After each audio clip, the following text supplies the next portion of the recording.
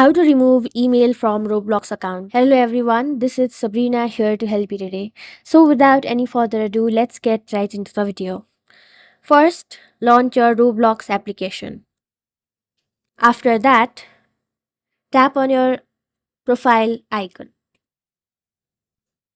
Simply go to more and then go to settings. After that, go to account info and then you will need a loophole in order to remove your email because there is no direct option of doing so. What you will have to do is change your age to under 13 and then save it.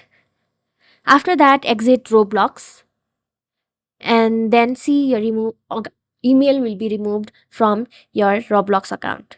So that's it. Thank you for watching this video. Make sure to like, share and subscribe to our YouTube channel. If you got any questions, comment them down and I'll catch you in the next one.